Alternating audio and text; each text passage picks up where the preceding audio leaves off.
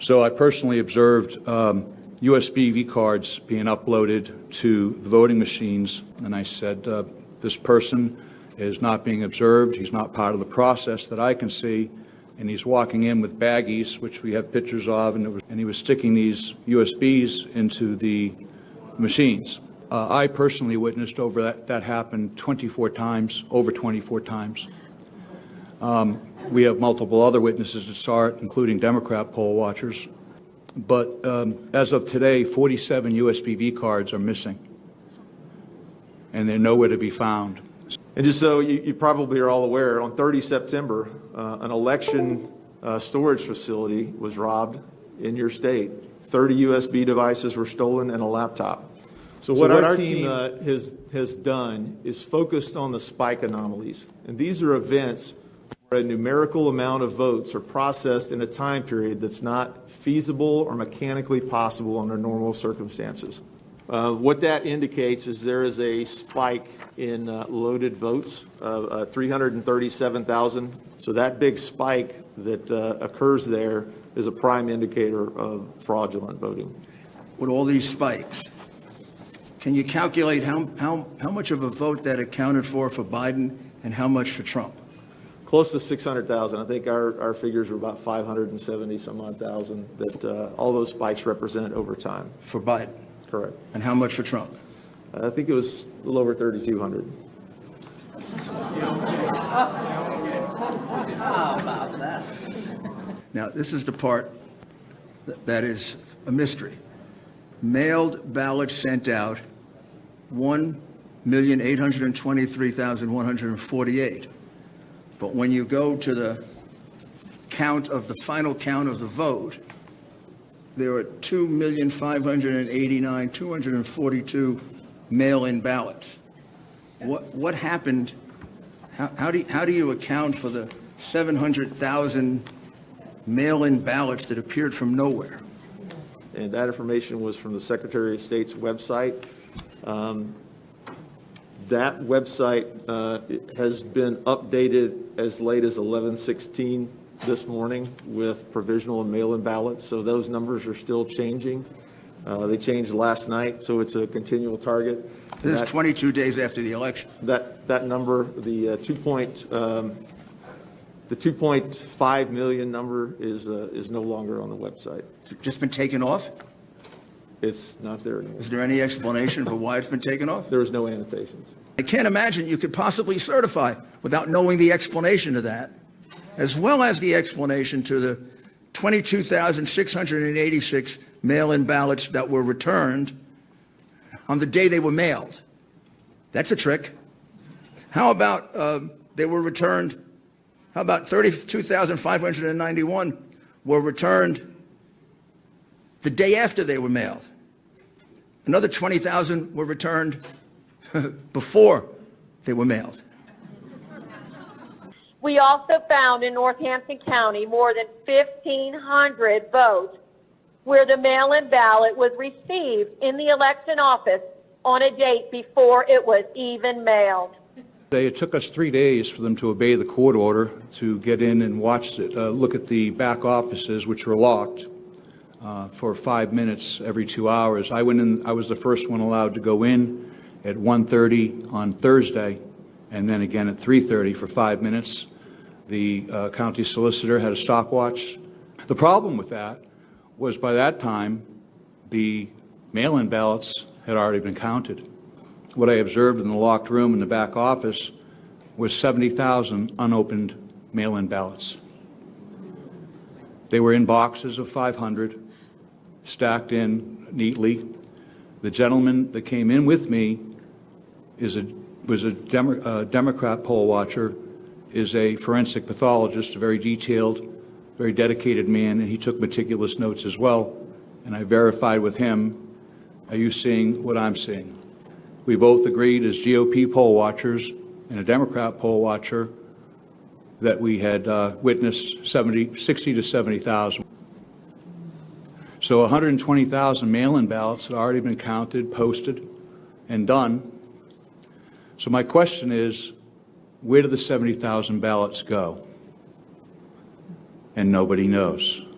As the weeks progressed, the observers were informed that the board was going to be duplicating damaged mail-in ballots that could not be read by the scanners. I was told that there were more than 5,000 of these damaged ballots. I was also told that the actual number was unknown and could be much higher. All of the duplicated mail-in ballots had to be fixed. And the Philadelphia Board of Elections' solution to this problem was to give the workers who were working alone, individually, stacks of hundreds of what amounted to blank mail-in ballots. And the workers, individually, were to fill in the correct highlighted ovals with dark pen. No observation. They were marking thousands of blank mail-in ballots. The workers did this double recreation work for hours before the observers realized what was going on, because we weren't told what was going on. Not only was private grant money used from the Center for Tech and Life owned by Google and Mark Zuckerberg, but pop-up voter sites were also approved. These pop-up voter sites were placed in heavily Democrat cities, including Chester and Upper Darby, Pennsylvania, in which case the grant money from the CTCL was used to pay for electioneering. It was literally a one-stop shop. Walk in, apply, get your ballot, submit, and you were out the door. But where this didn't take place was in heavily Republican and independent areas. So these systems are not what you've been told. They are connected to the internet and servers outside of the U.S. The voting record is able to be modified and or deleted by operators, administrators, and outside threats. As a matter of fact, one of our white hat hackers previously discovered a malware that's present on the servers that captures every login and every password of every operator down to the precinct level that logs into one of these systems. So these systems, in a nutshell, allow authorized and unauthorized users to cancel votes, shift votes, preload votes, vote blank ballots, all in real time and in large numbers. Our experts and other academics believe that up to 1.2 million Pennsylvania votes could have been altered or fraudulent. Now, just to go back to your original document, this one pager that they all have. The administrator then can select which candidate or which percentages of that mail-in ballot go to which candidate. So they're very susceptible to individual manipulation by an administrator or operator. I returned as a volunteer observer to watch the process every day for the next 10 days. The Philadelphia Board of Elections processed hundreds of thousands of mail-in ballots with zero civilian oversight or observation. It was impossible for me or any observer to see what the workers were doing with any type of specificity.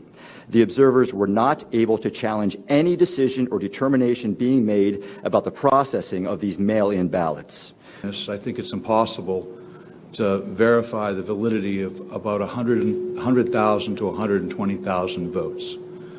To our shock, we were told we could not directly check the mail-in ballots. No meaningful observation or review of over 200,000 mail-in ballots. And absolutely no check of the ballots by anyone other than the county staff, which is all run by the Democrats, as to whether or not these ballots met election code criteria. We have no idea what or whose ballots were counted. Mail-in ballots counted without being observed. Those are the ballots we were talking about that were not observed in Allegheny County and in Philadelphia. Correct. Is that right? 682,770. But the local boards, day in and day out, were changing rules as well to make the monitoring process next to impossible. Friday before the election, we got a call from the electoral board and said, "Oh, by the way, you need to submit everybody's credentials in advance, and you need to have everybody's signatures on the credentials that you sign in advance." And then over the next 3 days, we scrambled like heck to try and get signatures from the various volunteers and other council that were assisting us. Needless to say, we lost about 25 folks that we were unable to get the credentials to in advance. We were provided our first opportunity to view and learn about the canvassing site on Sunday, November 1st, just 2 days prior to the election. We were not provided with the change in rules by the county to allow the curing of mail-in ballots in a timely manner. The county did not provide the Montgomery County Republican Committee with an opportunity to have an authorized representative present in what was effectively the pre-canvass, a legal term, pre-canvass of the ballots when it reviewed and contacted voters about their defective mail-in ballots. In the weeks leading up to the election, I personally trained over 100 volunteers to inspect and monitor the counting of these ballots to ensure the legitimacy of the vote in Montgomery County. Unfortunately, they were never given this opportunity. On Sunday, November 1st, during a walkthrough of the mail-in ballot facility, we learned that no watchers were permitted to inspect or even see the outside envelope of the ballot. Until we had the deputy sheriff come down and tell us how to actually receive a mail-in ballot and how to vote provisionally, we were not doing it correctly. The judge of elections was not doing it correctly. And I cannot stress this enough. My brother had the same role as me as a minority inspector in a different polling place, and he said they were not doing it correctly either. The unmanned drop boxes in the general election that we did not have in the primary. Also changing the fact that voters could bring their ballot to the polls and vote on the machine, and many other new procedures. The complexity was due to the new mail-in ballot system and ever-changing rules. The unmanned drop boxes in the general election that we did not have in the primary. Also changing the fact that voters could bring their ballot to the polls and vote on the machine, and many other new procedures. There was mass confusion regarding the mail-in ballot system. I fielded scores of calls from Northampton County voters and collected incident reports from voters and poll watchers regarding the November 3rd election. The typical calls I would field were, I didn't ask for a mail-in ballot. Why am I on the mail-in ballot list? I did not get my ballot. What should I do? It's been weeks. How come my wife got her ballot and I didn't get one? We applied on the same day. How can I vote on the machines if I applied for a ballot? Is it safe to put my ballot in the mail? My ballot says it wasn't received, and I turned it into the election office in person. My ballot says canceled. What does that mean? I voted in person, and it still says not counted.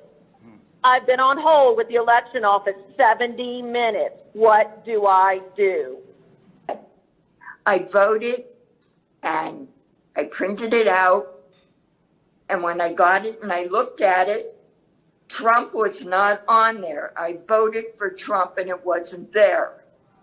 My daughter, I called her over, and I said to her, look, his vote is gone. I voted for him. So I called a poster over, and he said, it's not supposed to be seen. It's for privacy. It was easier to vote in '92 on the World War II surplus voting machines with the curtain. You did your choices, opened the curtain, and they went click, and everything went. All of a sudden, we have to print a ballot. So anyway, I'm pretty good with computers. I made my choices. I printed it out. All my choices are on there, from president on down ballot. And he said, now you have to put it in the scanner. And he turned over a sample ballot and pointed at a weird triangle in the corner and smiled at me. I didn't know what he meant. So I go over to the scanner, and I'm wondering, well, a scanner works face down when you scan, because I have one at home, so I put it in face down or face up. So he's already across the room talking to another gentleman that's about 20 years older than me, trying to tell him how to do it. And I said, are these face up or face down? And he just nodded. He didn't say either way. He just nodded yes. So I put it in face up. So I don't even know if it scanned the blank backside or the voting top side. It's total voter suppression. My mother-in-law here did not even get a cell phone till last year, has never sat at a computer and keyed anything in her life, has no Wi-Fi or internet service at her house. Neither does my mother. She has a cell phone, but it's a flip type. And these are the people that went by the thousands or millions to our polls and had to go through this system. There was mass confusion regarding the mail-in ballot system. I fielded scores of calls from Northampton County voters and collected incident reports from voters and poll watchers regarding the November 3rd election. The typical calls I would field were, I didn't ask for a mail-in ballot. Why am I on the mail-in ballot list? I did not get my ballot. What should I do? It's been weeks. How come my wife got her ballot and I didn't get one? We applied on the same day. How can I vote on the machines if I applied for a ballot? Is it safe to put my ballot in the mail? My ballot says it wasn't received, and I turned it into the election office in person. My ballot says canceled. What does that mean? I voted in person, and it still says not counted. I've been on hold with the election office 70 minutes. What do I do? The majority inspector told me that she wanted to vote because we had a lull in people coming to the polls, so it was pretty quiet. And I looked her name up so that she could sign the book, and it said that she needed to remit her mail-in ballot or vote provisionally. She said, oh, I threw that in the trash. And I said, well, then you have to vote provisionally. And the machine operator and the same committee man / poll watcher who was electioneering that I mentioned before got up in my face again, told me that I didn't belong there, that I needed to shut up, started cursing expletives at me again, told me that they were going to allow her to do that and that I better be quiet about it. And then they let her go into the polls and vote, and she did not vote provisionally. Happened in front of me. My majority inspector definitely voted and then went into the polls and voted again. So they would come in and say, the database is not showing me on the database, I'd like to vote. So the process, one of the processes was to give them a provisional ballot. And then they would vote provisionally, and then later on their vote would be sorted out. That didn't happen. I observed, and the gentleman that was with me observed 7 different polls where the people were given a regular ballot. So they cast a vote and put it in. And a committee man who was electioneering in the polls. He was wearing shirts and a hat and a mask for who to vote for. The registrar threatened to turn me over to the district attorney for posting a picture of a voter ballot harvesting a large bag of ballots at a Northampton County drop box. There's a pattern of reactivated old voter rolls that kept reoccurring on the SURE system, setting up the opportunity for fraud on a massive scale that would go undetected because voters who never intended to vote would not know. Of course, I think this is a kind of a low count, and I guess the crooks in Philadelphia are disappointed in this. They only submitted 8,021 ballots from dead people, mail-in ballots for dead. So this watcher certificate, which reads, this certificate authorized the individual to watch in any ward or division in Philadelphia. The Republican watcher certificates are this gold-orange color, where the Democrats are like a light blue. I produced a certificate, and she starts saying it's not good here. The gentleman that was with her said, would you like to go outside and talk about this? You have to let me observe. I'm the eyes and ears of the President of the United States, and they wouldn't allow that. I proceeded to take a video of me having a confrontation on the street with these two, I don't know who they were. I don't know, they were poll workers. They never identified who they were. Started to put disclaimers on the video. Fact checkers said they contacted me. Fact checkers never contacted me. Fact checkers said that it was a misunderstanding. They said the commissioner's office tried contacting me. They used the name Kevin Feely from the commissioner's office. I don't know who Kevin Feely is. Nobody from fact checkers called me. I don't even know if they have my phone number. And the commissioner's office did nothing to follow up on any of this. I'm a registered Democrat, and I just wanted to help and make sure it was a fair election. I I don't care who wins. I care that it's a fair election.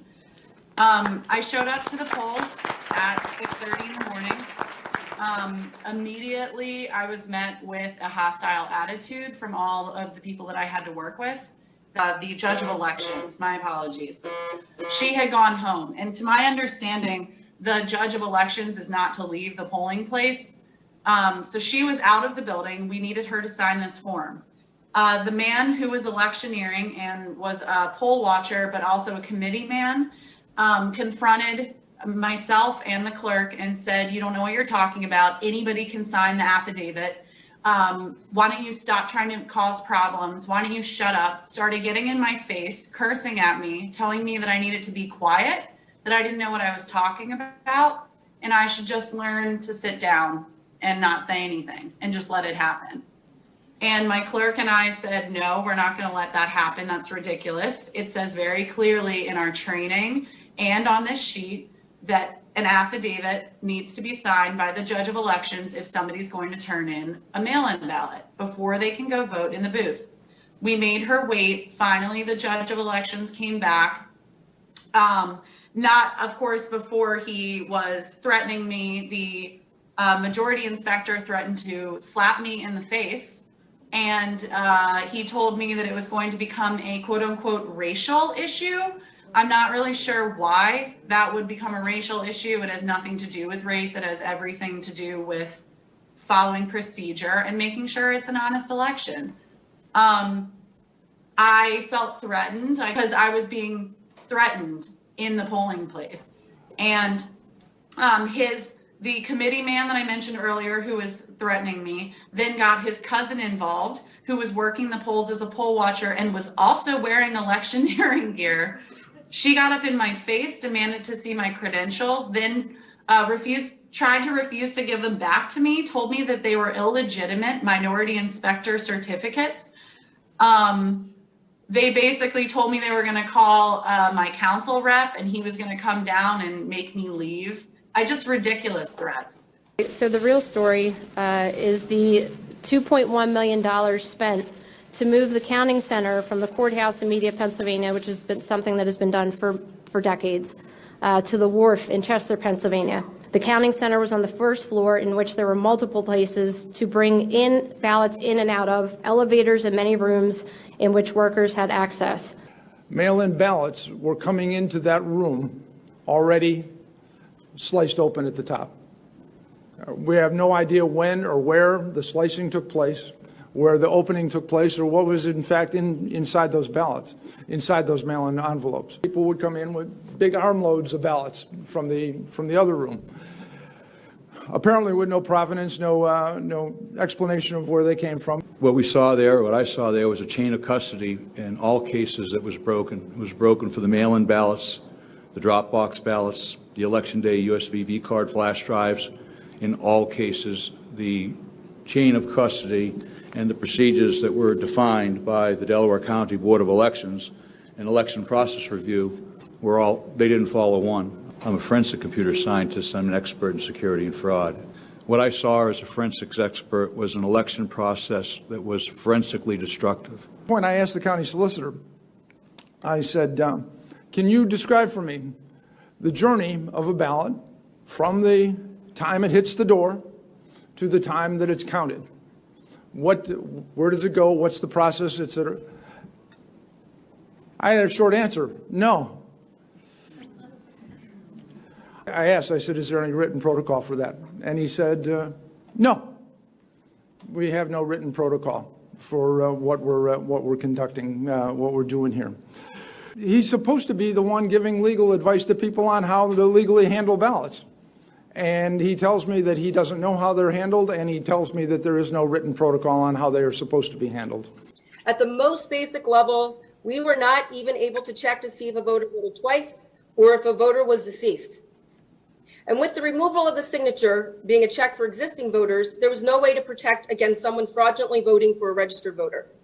At least 188 deceased people in Montgomery County voted in 2020. We just learned 2 days ago that virtually all chain of custody logs, records, yellow sheets, everything was gone.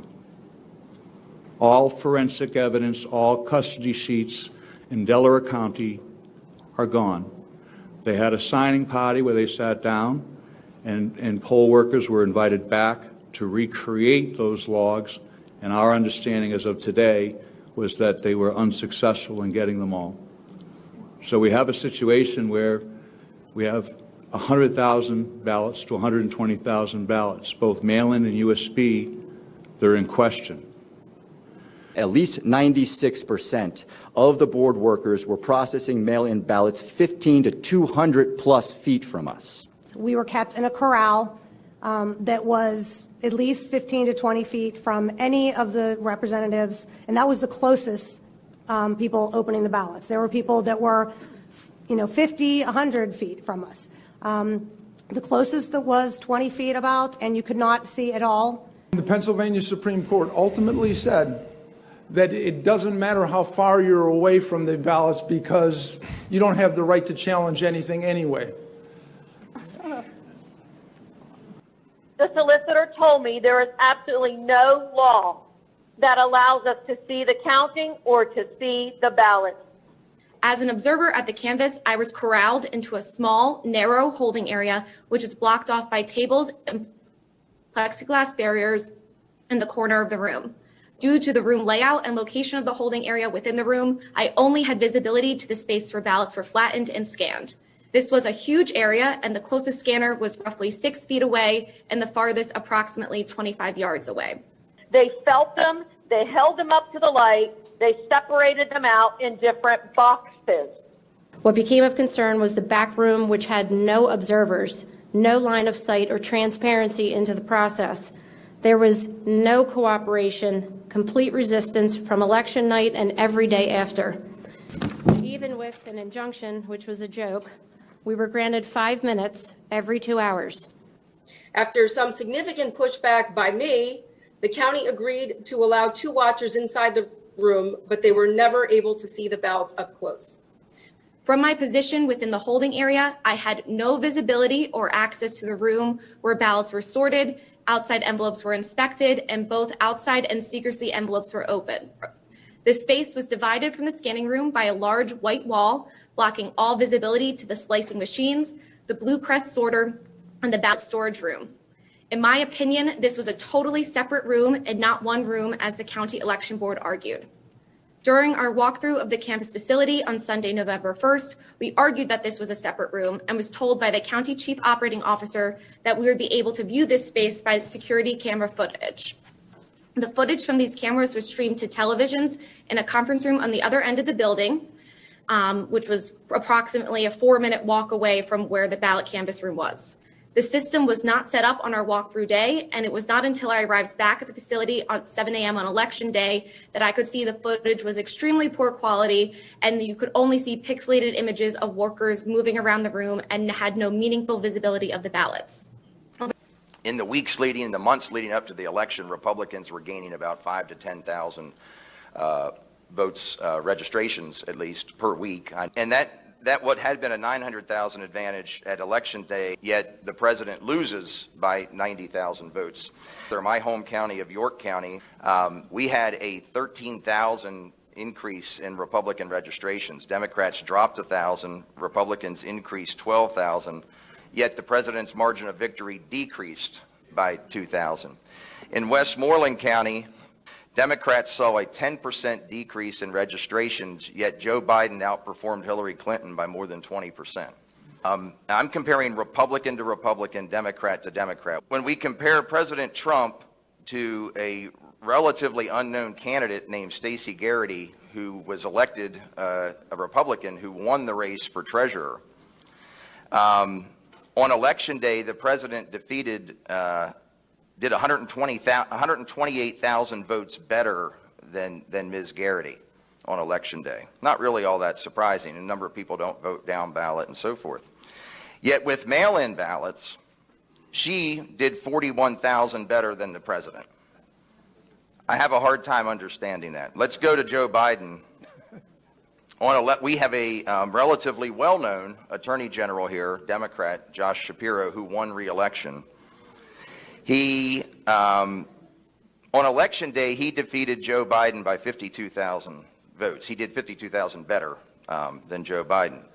Yet with the mail-ins, Biden does 54,000 better than Shapiro. Part of the argument is that people didn't vote down ballot. That's going to be a lot more prevalent on Election Day when you've waited in line for 2 hours and you're in a hurry to get out there. But this speaks to the opposite. With a mail-in ballot, you have plenty of time to complete your ballot and to go down ballot. These people are very brave people. A lot of people aren't testifying.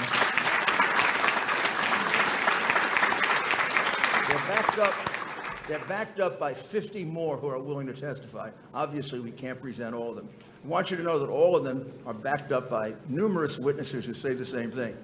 But there are probably another 50 who are not willing to testify, including probably what would have been one of our best witnesses, because he's been threatened with the loss of his job and his children being thrown out of their private schools. Amongst the affidavits you have, do you have any affidavits from anyone who is could be qualified or could be quantified as a whistleblower who actually was part of the fraud and is now willing to testify as to the fraud?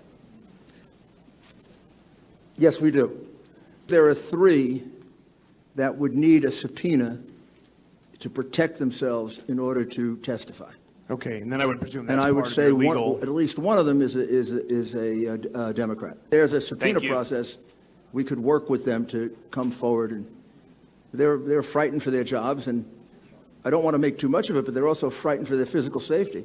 I mean, this is a case in which one of the lawyers, one of our chief lawyers in the case, had to leave because his family was threatened, his little children were threatened,